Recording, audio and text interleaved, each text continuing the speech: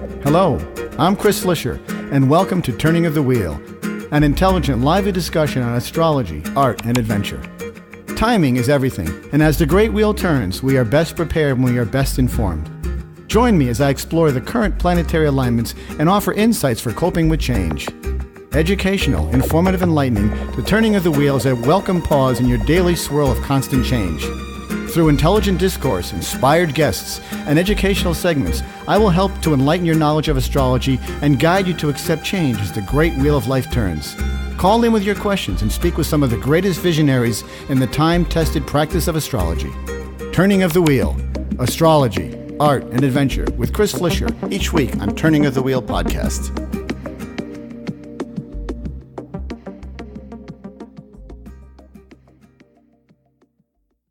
Hello and welcome to Turning of the Wheel. My name is Chris Flisher. As you know, this is a show about astrology. And I've got a great person coming on today who's going to be speaking with us about the new astrology. Before we do that, I want to remind you about my newsletter, which goes out every Sunday afternoon. In there, you'll find about 2 paragraphs of mundane astrology that applies to all of us on the planet. And then I break it out into individual sun signs below that. Always read your sun sign. Always read your rising sign. If you know your moon, read that too. Smash them all together, and you'll get a good picture of what's to come in your week ahead, and mostly it's theme-based. I'm not going to tell you to buy a lottery ticket on Tuesday, but I could say, hey, Tuesday might be a good day for money. You don't know. Maybe money's coming in, maybe money's going out. But you see what I'm saying? It's the theme that's there. Also, those of you who have listened to me before, you know I've been doing this for quite some time, and I do need support in order to keep the show going, or to keep the great wheel turning, as I like to say. I have a new page on Patreon, patreon.com, which will allow you to donate to me if you want to support my cause and keep me going. That'd be very much appreciated, because this is a listener-supported enclave, and I need your help to keep the platform going. So, without further ado, my next guest is someone whose book I've had for quite some time, always been intrigued by it, and always interested in getting her on. Her name is Suzanne White, and she's the author of The New Astrology, a unique synthesis of the world's 2 great astrological systems, the Chinese and the Western. So, welcome to the show today, Suzanne. Great to have you on. Thank you so much. I'm glad to be here. Yeah. I might be a little bit hoarse. I'm sorry, because I haven't had a cold. Okay, well, as long as you're not a horse Chinese astrology sign, then. No, H-O-A. No, I'm totally joking. Anyway, I'm a huge fan of astrology. I've been studying it for years. I've always loved it, and I've always loved the idea of the Chinese astrology. And I think the fact that you're able to fuse the two together is kind of a unique experiment, because the Chinese horoscope doesn't quite give as much.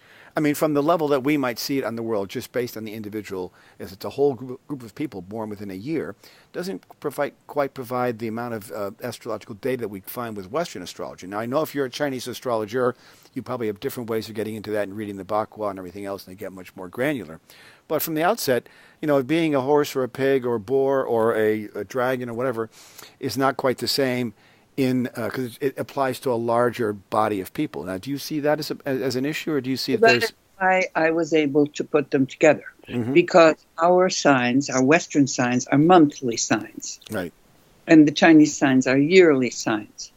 So when you put the 12 Western signs into the years, 12 years, it dovetails nicely. Mm-hmm. And then I sat down and I looked at the qualities and the faults of both types of sign, and I made a stew. Yeah. And so then what you do is you take each of the 12 Western signs and you boil them down into each of the 12 animal years, and you apply one for each. So you get 12 times 12, or 144. Yeah, you have 144 new signs. Mm-hmm. That book was originally published in French, because I live in France. And when I proposed the idea to my French publisher, he said, "Oh, formidable, la double astrologie." So it was the double astrology. That's what he called it. And you think that you find more granularity there, more accuracy, or more... Well, perhaps easier for people to understand. Yeah. Especially, as you will remember, a couple of years ago, there was something said, you have a different new sign because the astronomers blah, blah, blah. And so people kind of think, oh, it's going to be about that. And so I'd rather it was called double astrology, but it's not. But that's more accurate. Yes. I think the idea of double astrology is fascinating because it does give you a whole other layer of interpretation quality that you can get there. It brings a whole other set of flavors into it when you combine the Western with the Eastern of the Chinese astrology. You get that sort of you get a much richer sort of profile in some ways. So especially they're generally speaking, but they're still a richer profile. Well, I have 2 books on Chinese astrology, only Chinese astrology. And since I was more into that, I proposed this idea of matching them up. And as I said, my publisher was very excited, and he knew a lot about astrology. So that's where it began, and it was pretty hard at first to really understand how to go about it. But then as I said before, I took all the qualities and faults of all 12 Western signs and all the qualities and faults of all the Chinese signs, and I stuck them on the wall. And every day I did 2. Aries, Dragon. And then after lunch I did Gemini, Pig or something. Right. Every day. And when I put them all together, I said, boy, this is really amazing. And then I found famous people, and they were all somehow alike. It just worked. It does work, and that's the beauty of astrology. It just is fascinating that it works. I am an Aries dragon, a water dragon by nature of the year in which I was born. And it's interesting because I have a lot of water in my chart, even though I'm a fire sign. I've got Venus in Pisces, Mars in Scorpio, Moon in Cancer, Uranus in Cancer, all heavy water signs. That tamps down the Aries a little bit, too. It sure does, yeah. It gives me a little more empathy, a little bit more, it slows the Aries way down, exactly. Yeah, but, just thankfully so. Like, spray bottle on your barbecue. That's right, yeah, just a little rain on my parade. But yeah, just drizzles. Yeah, but I was fascinated by that because here I am born this year, and yet I have all this water in my chart. Is there an explanation for why that would be the case? That's just because it is the year of the water dragon. Honestly, I don't know. I couldn't. I mean, certainly I could think about that, but I can't. Off the top of my head, no. Yeah, but it is interesting when you combine the two. So what was your biggest challenge? Was it was it a challenge at all to sort of take this Western view of astrology, what you know of the characteristics of the individual signs, and then combine that with so you have to take one. So you go through the whole zodiac. You take Aries, and you go all the Chinese animals with the Aries. Then you go Taurus, all the Chinese animals with Taurus, and so on, all the way down the line. So you get this enormous wealth of cross-pollinated ideas. Everybody can find their name. Everybody can find their sign. Everybody can find their Chinese horoscope in there. Did you find that to be a challenge, or did you find it to be sort of enlightening in some ways? Did you find these similarities there? Well, a little of each, but I'm probably more of a challenge because the book is over 600 pages long. So it was a giant job. Yeah, a giant job. And the thing about it is that when you run through all these permutations, it does give you a broader idea of what's going on and what works and what doesn't work. And, of course, this would be an ideal thing. Whenever you go out to get Chinese food, at least I've always noticed, they sometimes have the Chinese placemats will have the Chinese horoscopes there, and we'd always have a good time talking about who got along with who. And I was always intrigued by the idea that, that's true. I don't necessarily get along with that person that well, born on a different year. How can that possibly be? And I knew what years people who I did get along with. I think it was the rat and the monkey were good for me. And I was wondering why that was the case, because I had friends who were not in those signs, and there was some friction sometimes. I'm just curious what your take on that was. Well, if you make a circle, the way you do in Western astrology, you'll see that there are kind of triumvirates of signs. 120 degrees, yeah. Yeah, that get along. Yeah. So it's that's the basis. But you may get along with a certain kind of rat. Right, of course, yes, I guess. Gemini rat would be good. Yeah. But, like a Pisces rat, maybe not so much. Right. Now, when you come across those kinds of characteristics, do you see them ever in the course of your work here where they did not fit, or they fit a little bit uncomfortably, or they just felt a little bit odd? Because when you mention something like a Pisces dragon, for example, or a Pisces rat, what does that look like, and does it seem like it makes sense? It just gives, I guess it colors the personality in a different shade, perhaps, right? It's actually color is a good word for that. For example, I have here a little snippet of the Aries dragon, and that I wrote. Okay, the Aries dragon is the enterprising playboy. That's you. Yeah. In the Aries dragon, we find a crackling combination of raw Aries energy and dragon pluck and guile, an unbeatable concoction. And then there's a whole paragraph. Right, yeah, I've read them. I've read them many times. I find it to be interesting because there are times when we exhibit all of those. I exhibit all those characteristics, and as people would. But here we have. You think about it. There's this, and I guess what you mentioned it earlier was the best way to sort of summarize it. I'm a fire sign with a lot of water. That sort of slows down or tampens down that Aries impulsivity, that Aries sort of arrogance, whatever we have. It sort of dampens that a little bit, which then, of course, magnifies the whole spectrum of range of possibilities among personalities. We have all these wide range. Yeah. Well, my purpose, if you want, in writing that book was to do character study. Mm-hmm. It's almost psychological. It is very much so. A Pisces dragon is not going to be like a Pisces pig or a Pisces dog. They're just all very different. And when you start looking at that, which I was able to do, and comparing it to people for example, you say, holy mackerel, this works. Yeah, it does work. Yeah, and I mean, I was inspired once I got going because I said, this works. And so people write to me every day on Facebook or elsewhere and say, oh, God, I wish I'd known this 20 years ago when I got married to the wrong person. It's funny. I'm always fascinated when you see somebody who has the characteristics of the Western astrology sign, and then that is supported by the Chinese sign, for example. Now, I know a person who's a Scorpio, but she's a Scorpio dog. And so the loyalty factor comes in very strongly there. And this is clearly a strong attribute of this person. They are an extremely loyal and devoted person who actually does some of her best work as serving others. And I think it's so appropriate. That's very dog. Yeah, very much so. And that's that loyalty, and that you find the loyalty, and loyalty is a very strong Scorpio trait as well. Scorpio as well, if they so choose. if they so choose, yes. But they can be that very loyal, and they have that sort of, for lack of a better word, they have a dogged persistence for the truth and to getting into. Determined and dogged, absolutely. So I always find that to be funny. But I gotta interject. Despite talking about only astrology, Trump is a dog. Mm-hmm. In more ways than one, I would argue. Gemini dog. A Gemini dog, yeah. And but the thing is that many Gemini dogs can be perfectly fine. There are a lot of Gemini dogs who are really sort of walking next to their shoes, like they're not quite sane. Mm-hmm.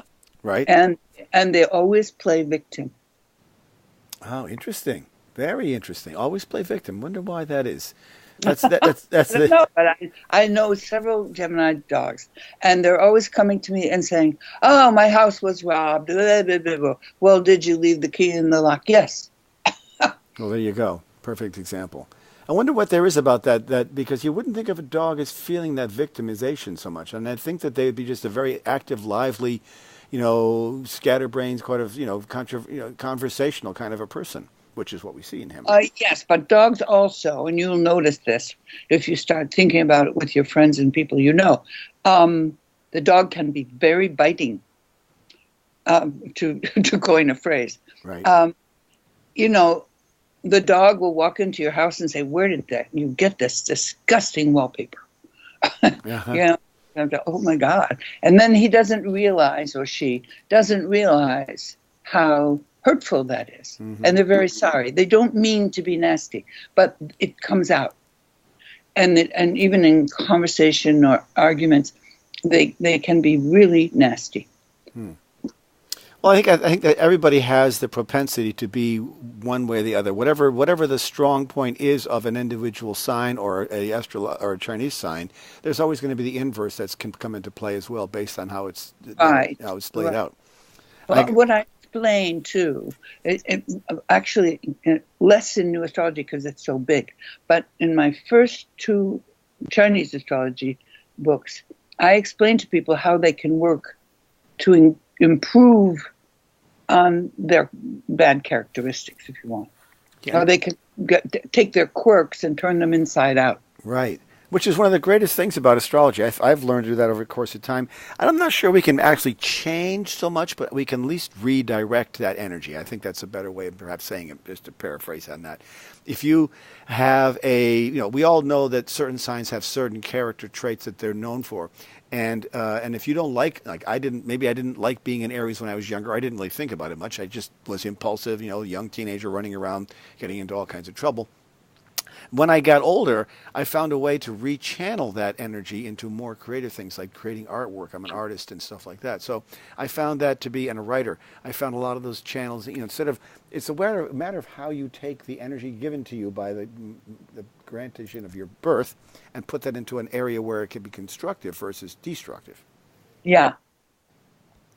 Yeah, exactly. But that's only one way of doing it. If you're confronted with the fact that you're a rabbit, for example, and you like tradition and you like to stay at home and da-da-da, and suddenly you're offered a job as a traveling salesman, you have to do some pretty fancy dancing to get over that timidity and that sense of tradition, do everything the house in the house and stay in the house and all that.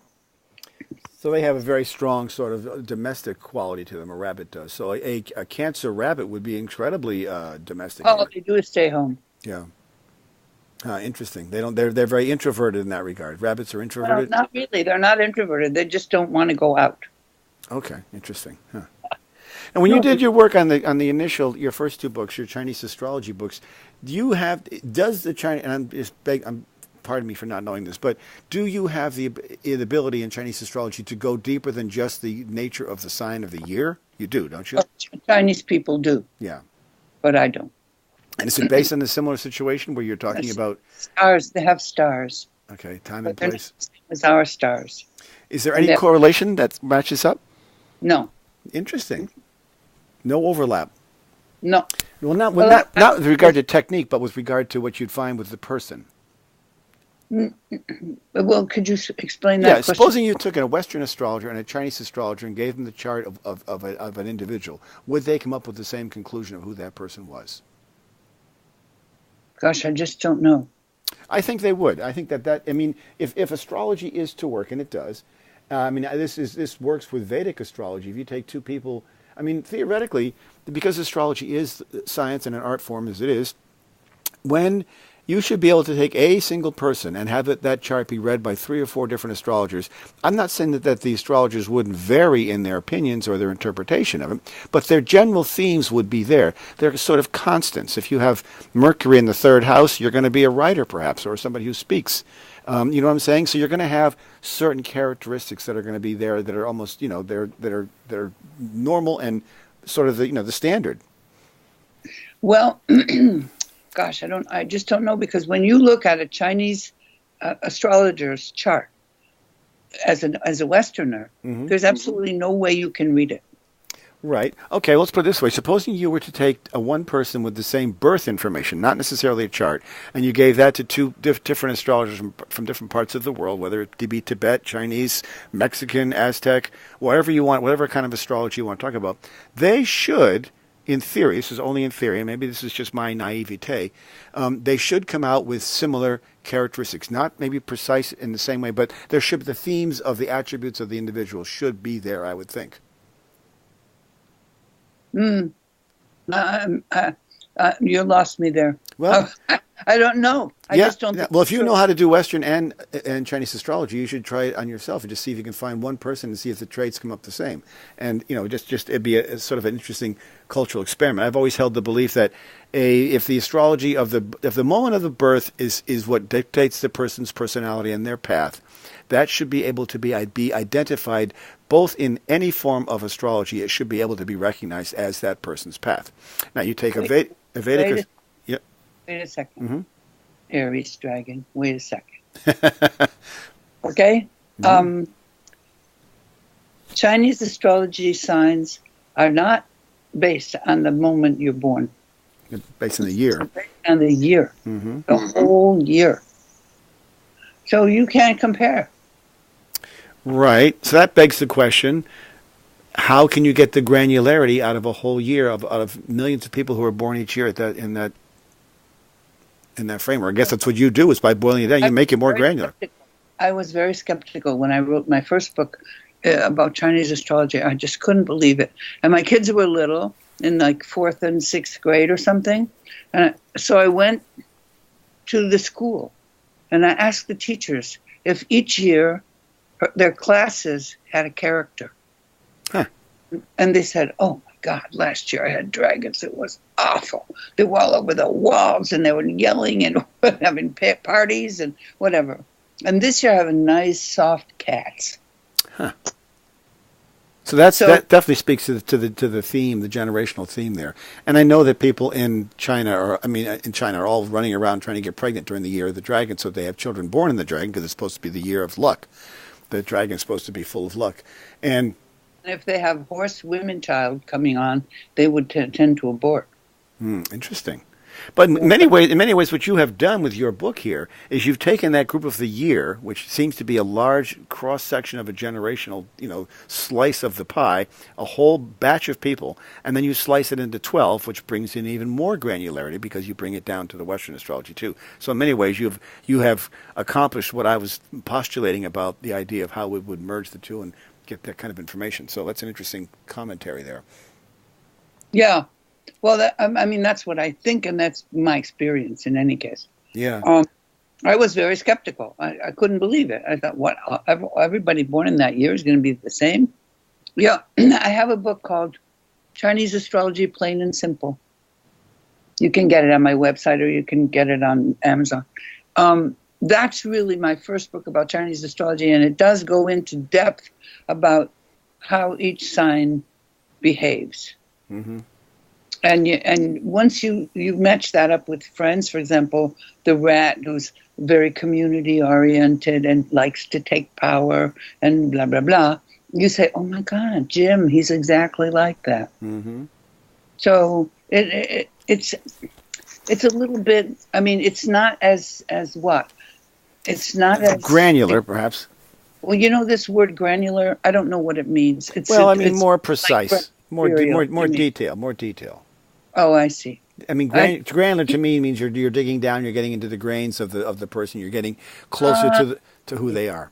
No, I don't. There are lots of American new words all the time, and I live in France and I live in French. So when I get here, I think, what the heck are they talking about? Yeah. Granularity. What is that?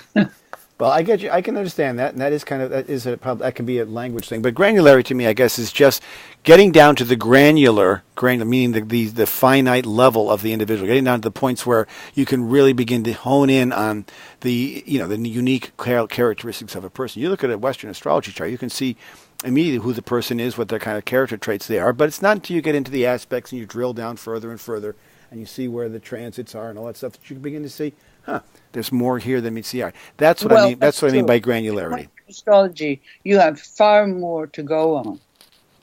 Right. Mm-hmm. That's what I'm saying. I was wondering. It's more complicated. Mm-hmm. Yeah, of course, it's much more complicated. But that's why I'm wondering. Like when you look at the Chinese astrology, do you think that all people born in one year? I mean, I know the year does not go from our calendar year; it goes from February to whatever the next February, and it's off a little bit, but. In that year of generations, do you see, in your observation over your course of your time looking at this, do you see these distinct similarities holding up? Oh, of course, yes. Yeah. Mm-hmm. I wrote that book, that new astrology book, in 1986. Mm-hmm. And it's more popular now than it has ever been.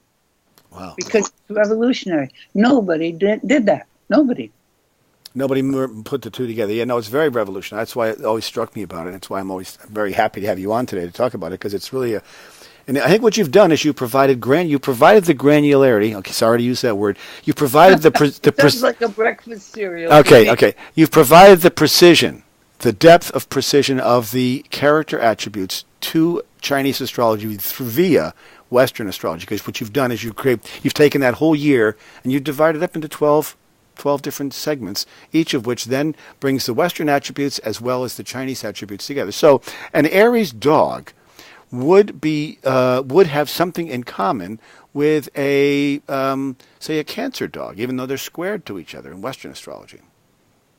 Ah, yeah. They would. I mean, they'd have to have certain I think characters. that's going to make a huge difference, honestly. You don't think it would? No, because you keep wanting to bring it back to Western astrology, and it doesn't have anything to do with that. Okay. I mean, a lot of people say to me, well, what's the Chinese sign that's like Gemini? And I say, well, I'm sorry, I can't go there. There's no comparison. You see, the Aries dog, Aries and dog both call up a spirit of naivety. In the case of Aries, there's the ever-present quality of soldierliness.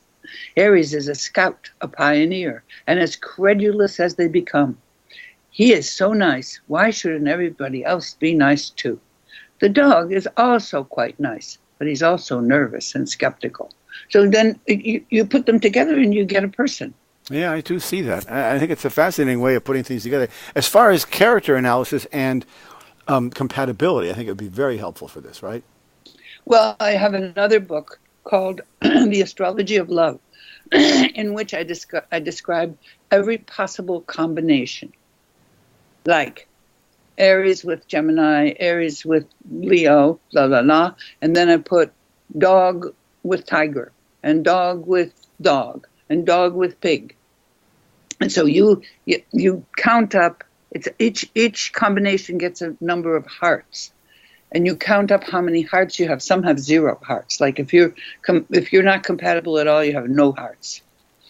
If you're compatible a little bit, you get a few. But if you have like out of 8, because eventually you could have 8, if you get 7, you can get married. Mm-hmm. Have you seen that work with people in your practice? Oh my God, that book is so popular. People are constantly writing to me about it. Yeah. I mean, have you seen it work with successful relationships? In other words, have you seen people get married and go on to live those lives well?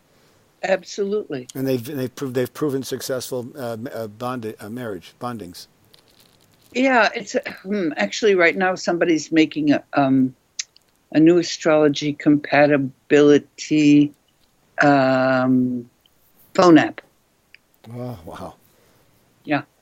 So you'll enter the person's. How will that work? Will it be based? Well, you meet somebody. Okay, you meet somebody. Mm-hmm. You ask them their birthday, and then you go into your phone and you see if they get along with you.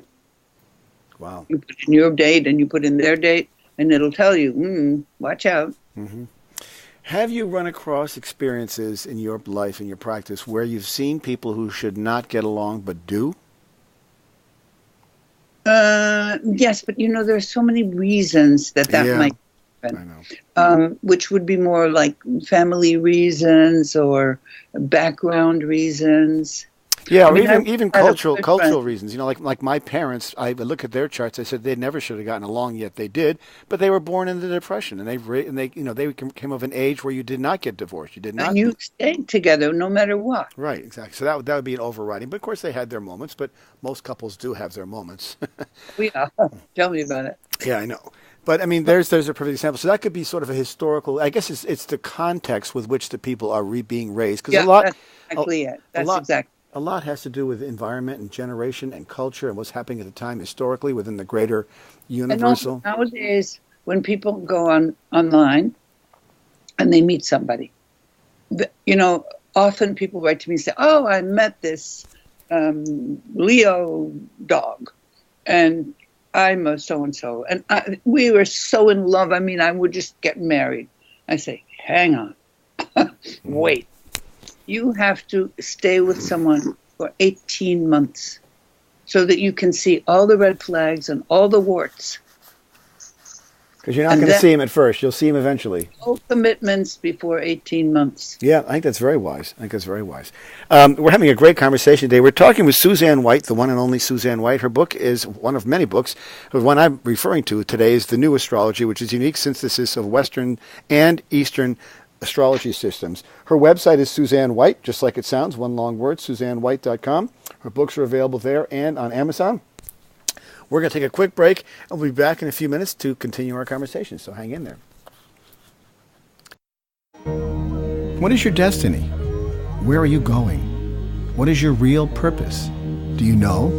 Do you want to know? Of course you do. It's your duty to yourself. We are all here for a reason, and we all have great potential. Discover all of this and more with a professional astrology reading. My name is Chris Flisher, and I can help you. Discover your strengths and work on your weaknesses, and live your life to its fullest capacity. Based on your birthday, birthplace, and birth time, an authentic astrology reading will allow you to live your life to the fullest and reveal your true purpose. Only real astrology can give you real information. It is your destiny, and it is your path. Write me at chris@chrisflisher.com and book a reading today, or call me at 978-393-1036. That's 978-393-1036. www.chrisflisher.com.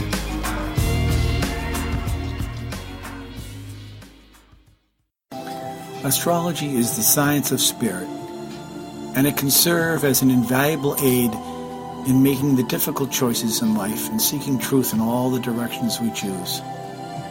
It holds the potential to allow each of us to evolve to our highest potential.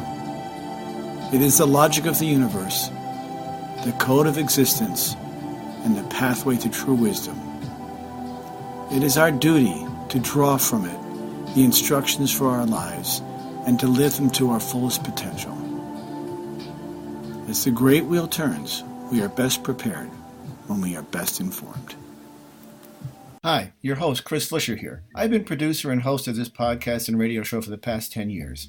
My goal has always been to provide enlightening, progressive, and logical discussions about where we are as a species and how we move ourselves further down the road towards our greater potential. I believe astrology provides a great tool for observing our progress and awakening our consciousness to becoming a whole, better, and more complete individuals.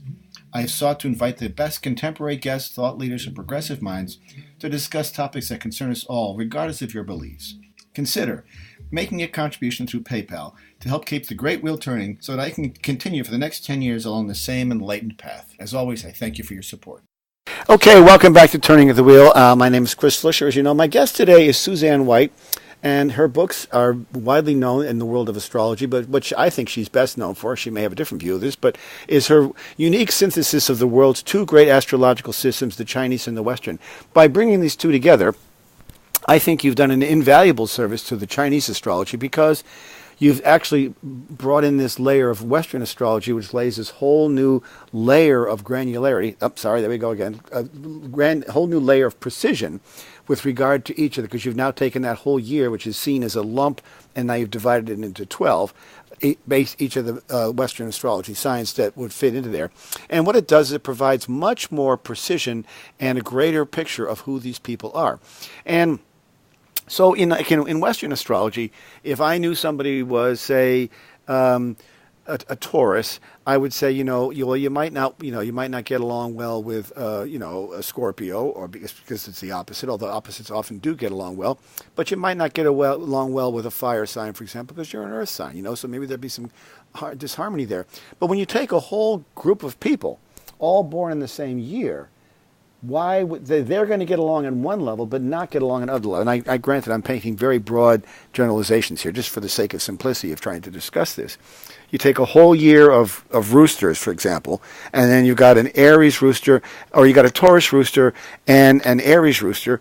The fact that they're roosters sort of holds them together in a certain kind of theme, but the fact that one's Aries and one Taurus sort of forces that sort of wedge in between there. How do you see that in your logic here? Okay. I'm not really sure what you want me to say. I mean, what you want me to answer. But I don't. That's the answer's up to you. But you want me to rephrase the question?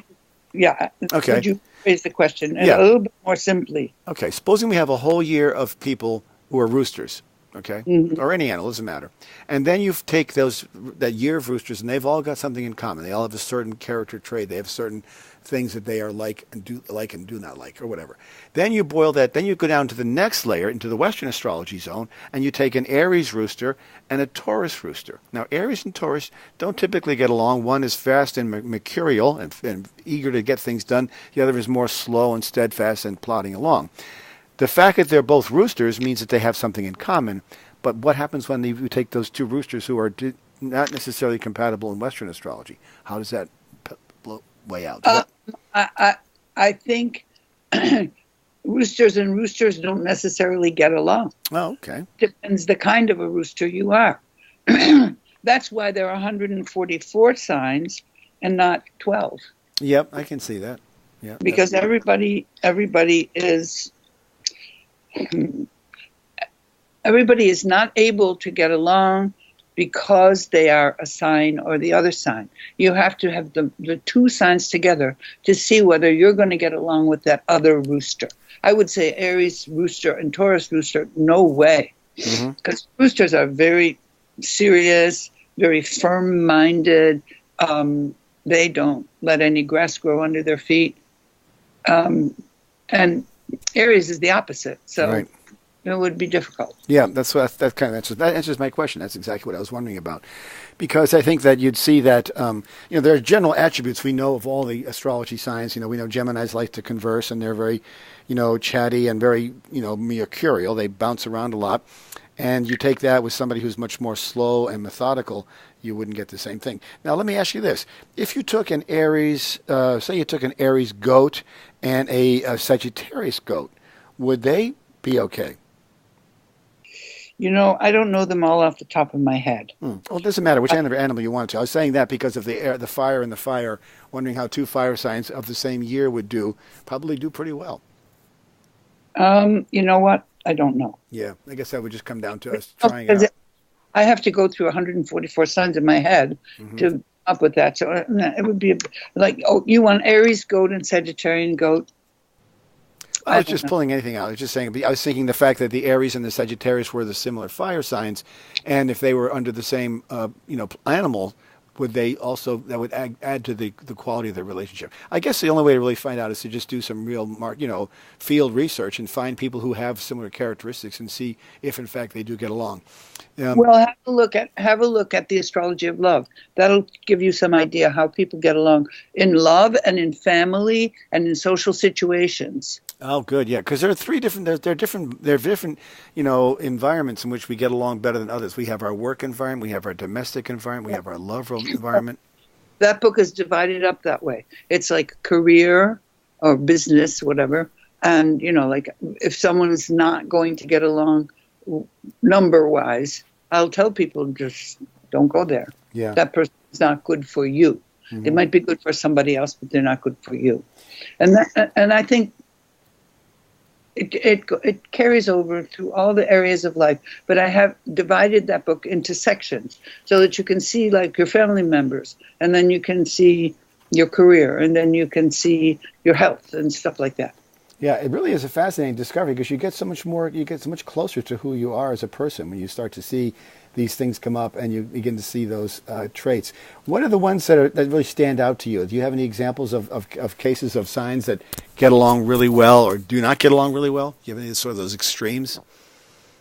Well, if you take the Chinese signs for starters, roosters, snake, and oxen all get along with each other. Okay, but if there's a Western sign that clashes, then you have to back off a little bit. But in general, those three things, and then again, you take, I don't know, dogs and tigers and horses, they get along. But again, I said it's a circle, and you go 2, 3, and you see it.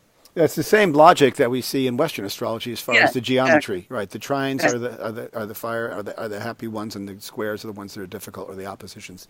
Do the opposites in Chinese astrology have the same sort of push me pull you effect as the ones they do in Western astrology? In other words, opposites do attract and oftentimes can get along very well with each other. Do you find it to be the same case in Chinese astrology?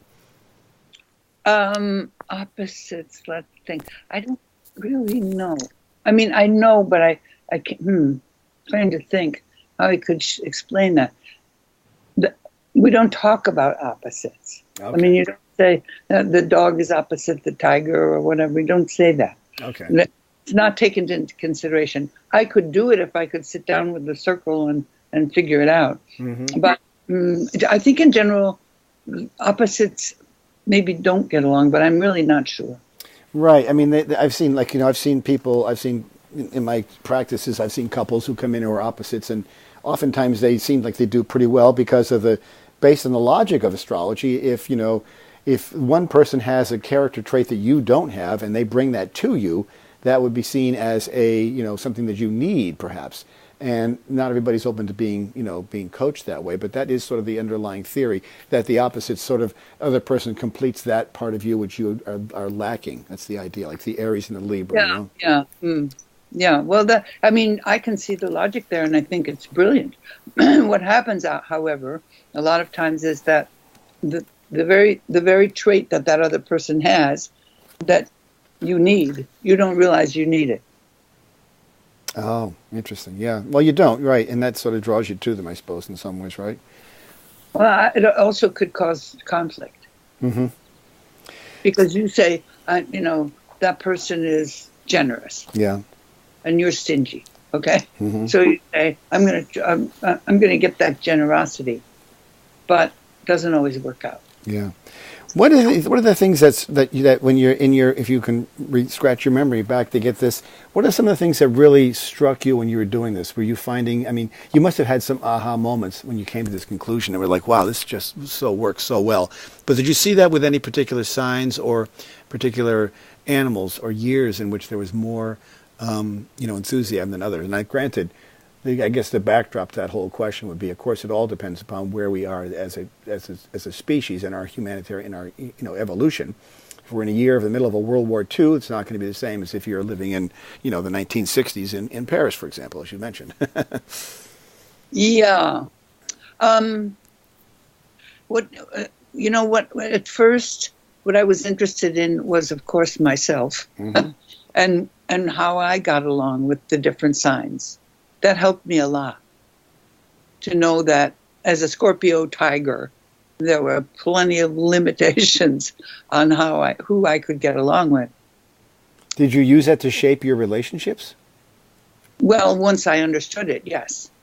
And did you avoid people because of that? Or yeah. And even in my first book, I think I told that. I said, I just don't get along with goats. It's just that way. Mm-hmm. Tigers don't get along with goats. Well, that's not entirely true because some goats are wonderful.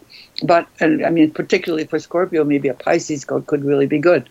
Or like that, Yeah, I see what you're saying, yeah. A Cancer goat. A Cancer goat could be wonderful. But certain of the goats I can't deal with because they're dependent. And the tiger is independent. Oh yes, you can't have that dragging you down. It's too much weight on you. You need me. I can't stand it. Mm-hmm. Yeah, I can see that. That makes sense. It's interesting because when you look at these, your comment earlier about 18 months with a relationship is a good one because I've seen many people, I've known many people, many clients of mine who've gone on to online dating services and they find the person they love and they're having a great time, and after 6 months things begin to fall apart. Sure, because somebody gets sick or the money issues come up, a million things that we need time. Mm-hmm. Yeah, and I think 18 months is a good barometer for that to say, okay, we've made it through the tough parts, we've seen the good, the bad, and the ugly, and most of the passion is early on in any relationship. It may sustain for a while depending upon who the people are, but overall it really can. I was sort of a personal story. I married an Aries dog. And I'm an Aries dragon, and I was only married for a year, as you can imagine, because it just did not work. Not even 18 months, right? Yeah, no, it was 13 months, if I think about it. And we had known each other for a while. We had lots of extenuating circumstances that went into our relationship. Children on each side of the equation, which of course can complicate things. But aside from that, there was a certain allure that was there to begin with, which must have been the Aries to Aries thing. But then when the dog and the dragon got out, boy, it was a different story. That's entirely true. Mm-hmm. Yeah, because also dragons and dogs, I don't know. Yeah, maybe you kind of overwhelmed her. Perhaps, yeah, or she me. Well, she you in certain ways, but you're certainly stronger minded. Oh yeah, I think that's probably true. Yeah, that could be. Yeah. Okay. I tried to balance that with all that water in my chart, but it just didn't seem to work. But anyways, it's interesting though when you see those kinds of connections. And now, so as most people see somebody, they go to a bar, they meet them online or wherever they find people to start new relationships, whether it be through a class, whatever. And there's always sort of this initial kind of spark that gets somebody interested in each other. That would probably be related to, do you think, the Western or the Chinese would be the initial spark? I mean, would somebody recognize another dog or another snake and say, that person's somebody I'm interested in? Would they be more drawn to that person's a Leo and I'm a Sag, we're going to get along? I don't know. Yeah, I guess it has to be. I don't know because, personally, I would never do that. Just say this is Leo. But afterward, I might think, let's see, I'm a Scorpio Tiger, and they are an Aquarius Ox. I'll say, what? Wow. No, don't go there. Don't go there. Mm-hmm. If I found that out immediately, what their sign was, their new astrology sign, I would say, "Oh my God, no, we can't." Here, let's have a drink. Goodbye. Supposing they got along though, and you could say, well, they may get along for 6 months, they may get along for 12, but it's not going to be something that's going to be baked in the make for a long time. Yeah, I had an experience of just like that. I met somebody online, and we fell in love.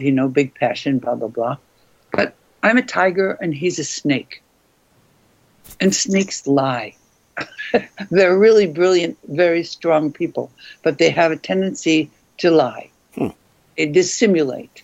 They spin the truth differently. Their own stories. Mm-hmm. So, and sometimes they make up things, and then it's just that way. Yeah. After 12 months, I just couldn't bear this guy, and he couldn't stand me either. But we got together because, not of so much of the passion, but we each had trouble with exes and our children. So we had a lot in common. Mm-hmm. And that helped. That was good. Those extenuating circumstances or environment are very important. And we became very good friends forever after that. It's just that we couldn't possibly live together. Mm-hmm. So the friendship worked, but the relationship didn't. And I think I think that friendship is probably the most important piece of a long-standing relationship. But you got to get through the other stuff. True. So true. Absolutely. Because you got to love people through cancer and poverty and everything. You have to really love them. You've got to love them. You got to stay with them regardless of the circumstances, right? And that's what sometimes those extenuating circumstances can be too much. And if the gel, the formula isn't right to begin with, then those extenuating circumstances are going to be the death knell to that relationship, as was the case in mine. Now, we may have had all these extenuating circumstances, both being divorced or widowed, having children, but you put us together under the guise of being Aries to Aries. Even that alone is kind of tenuous, if you ask me. Oh yeah. Just because of the nature of the Aries personality. Then you throw a dragon and a dog into the mix, and you've got, real combustion. And not the good kind either. I mean, the combustion's fine at first. It certainly lights the fire of passion, but it's not sustainable. Well, exactly. Mm-hmm. And it's more sustainable when you're friends. Yes, of course. Yeah, you could be much more sustainable as friends. But you still get those flashbacks of time and spent with each other, and there may be a sense of nostalgia there as well. But overall, you can't be with them, like you say, you and your friend. You can't be together any more than you could do anything else because it wasn't going to work. You found that out after the course of time. And sometimes you need that break in the relationship to give you that pause to say, okay, this is the way they are, and that's just how it's going to be. I've always thought that astrology. I'm not that person, but it just doesn't work with me. Yeah, right, exactly. And I've always thought that astrology is great for just for that simple purpose alone, just being able to find people, and I think also it allows you to be us as a species, all of us on the planet, allows us to be a little more tolerant, I think, of somebody. And I say that because I may not necessarily agree with someone or even like someone, but if I know what they are and who they are and where they're coming from, I can almost find a way to rationalize that and say, well, that's just the way they are, and that's fine. And I think that in itself, I think is a level of tolerance, a level of understanding. I agree. You hit the nail there because it helps you to know where people are coming from. Mm-hmm. And if you know their characteristics, you can go looking for the good ones and the bad ones and say, I see. Right now I'm talking to a snake. Maybe they're telling me a lie or something like that. Right. Or, I'm talking to this brilliant goat person. And in 2 years' time, they're going to be depending on me, and I don't know if I want that. Right. Good point. Yep. You can be alluring at the beginning, as none of us can really see clearly. That's part of the problem with the relationships. They always start out great. You think you found the perfect man or woman, and then as time goes on, the rest of the people emerge. I also think that to imagine, the way our parents taught us, that we were going to meet the man of our dreams or the woman of our dreams, and then stay with them for life. That's kind of over. It is. It's kind of a Hollywood fairy tale thing that we thought we were fed when we were younger. I think that every relationship is going to be fraught with complications, ups and downs, lefts and rights. It's a matter of how much the people are willing to sacrifice and put up with to get through the hard times. And that's a generational thing for sure. Well, I think right now, for example, I read recently that who divorces the most in America? Yeah. Women over 50. Over 50. Yeah, because they have endured a marriage and stayed with Jim or Joe or whatever because of the children, because of the security, etc. And then the kids go off and the woman says, I'm not doing this anymore. I'm not washing the dishes. I'm not taking care of his socks. No, it's over. But they leave with impunity because they feel they've done their job. Right. But they want excitement, and there's no excitement left. Mm-hmm.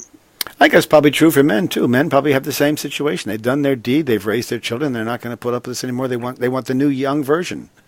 It's midlife crisis. Except that very often men do not leave. They'll have the affair. Okay. But they don't want to give up their family. Mm-hmm. Or the security, the bedrock of what that is all about, yeah. Unless there's extenuating circumstances that really drive them out of the house, And that could be money, it can be any kind of complication. So, personalities, who knows what. It can get very complicated beyond that. Or somebody who interferes. That, with men, I think if they meet somebody, younger, older, whatever, I don't know how to say this, but they're going to be sexually excited and etc. But they're not necessarily going to want to give up everything that they've built. Right. Well, men have a problem with if the woman is very insistent and says you have to leave your wife, then little by little he might do it. Mm-hmm. And that, of course, depends that's on. Not astrological. It's just normal. Well, but a lot of what makes astrology work so well is the relationship piece of it. You know that as well as I do. That's part of the thing. Sure. Most questions I get asked when people come to me are, it's love or money. Always the case. Where am I going to find either, and when will that come? And that is an interesting question. I think the theme is there. People have the ability to act when they act. If they don't act at a time when that is auspicious for them, then they've sort of missed the boat, I guess you could say. You can't rely on the universe or the cosmos or the transits of your chart to say you're going to hit 1 million. You can follow your chart. You can follow your astrology. You can be very well versed in it. You see great aspects coming up. If you don't act on those aspects, that doesn't mean you're going to get a pot of gold hanging out, dropping in your lap that day. It just means that you're primed for it. It means that the terrain is good. The terrain is good, and it's a time to strike. And if you don't strike, then you've missed your opportunity. That's something you can't help but. In the course of, and when you first studied, what was it that it drove you to Chinese astrology first, or was it Western astrology that fascinated you? You're a very funny question. I wrote a novel when I was 33. Mm-hmm. I had an agent in New York who sold the novel, and it was doing very well. And I said, well, what kind of a story am I going to write next? And she said, well, you have to write nonfiction. I said, what's that? Mm-hmm. She said, well, I don't know, cooking, fashion, astrology. I said, I don't want to do that. She said, well, you have to because you're raising your children on your own and otherwise they'll starve. Novels don't make money. No, they don't. So... well, they don't continually sell. Reference books sell. Novels will sell. I mean, novels will sell if they're really good novels. She said, you have to write 7 and have 1 bestseller, and then you start to get good advances. Yeah, and then you've got to have a couple, maybe win the Nobel Prize in between there might help too, or the Pulitzer Prize. Yeah, or kill somebody. Or kill somebody, yeah, there you go. or sell the rights to a movie, then you can make some money. Attention that way. I took a class in memoir writing, and the woman said, whatever you say about somebody else, you better give them the text ahead of time and have them approve of it. And I said, I would never do that. It wouldn't be true. If somebody's bad, I'm going to say they're bad, whatever. And she said, well, they could sue you. I said, good, I'll go on Oprah. Yeah, that's true. Nothing works like a controversy, right? I mean, look what's happening. Absolutely. Any publicity is good. I mean, look at Omarosa. She's making a fortune right now, running around. You know what? Everybody hates poor Omarosa. I think she did the right thing. Yeah, it is funny. You mentioned that now you've used astrology as a method to sort of better understand yourself and to forge a life forward, knowing who you are, and to sort of highlight your attributes to the highest degree, which is why you're a writer. And so, that has probably been your first real draw. But, you came to astrology after you've already been a writer. Oh, yeah. Mm-hmm. And I didn't really want to write astrology. But when she gave me a list, and I closed my eyes and pointed, and I came on astrology. And she said, oh, see, that's a good idea. Linda Goodman did that. You can do that. And I said, I don't want to write about astrology. So then I went away for a couple of days and thought about it. And I said, that Chinese astrology is really interesting. Those dogs and cats and stuff, I like that. So I told her, and she said, oh, that's a brilliant idea. Do it. Wow. But you had to have a certain, astrology I find to be very much of an addiction. And I don't mean that in a negative way, but once you get the bite of the astrology, you're sort of consumed by it because you can see how accurate it is, and it's fascinating to see it unfold. You must have gotten that little charge before you got writing this, right? You had to be inspired. It's really funny what you're saying. Why? I hated astrology. Come on. I hated it. Even when you learned what it was? My ex-husband was an astrologer. Oh, well, there you go. And the fact that he's your ex. And he I hardly know how to say this. He implanted a baby in me so that she would have the right horoscope. And he arranged it with the doctor to bring this baby as a cesarean to arrive at the right moment for this chart that he had drawn up, which he showed me the night before the baby was born. Wow. And? Well, I mean, he's an evil person. But no, but did it work? That's the better question. No, I mean, the baby was born, but... did the baby have those characteristics? No. She actually was bipolar and died. Oh, I'm sorry. Wow. Yeah, it's terrible, terrible, terrible story. Wow. She had a tragic life. Mm-hmm. And a lot of it was because he miscalculated. So, of course, I had no eyes for astrology. None. Right. No, I get that. I had twins that were born premature. They were supposed to be Geminis, two Gemini boys, right? And which is perfect for twins. And yet I got 2 Tauruses. And I'm an Aries, so you can imagine how slow things are. How old are they now? They're 33. But everything's fine now. But you can imagine it was difficult at the onset. I would have done fine with a couple of Geminis, and I did fine with the Tauruses. But yeah, I always tell dear Aries to get Geminis in their life because you have the same sense of humor. Mm-hmm.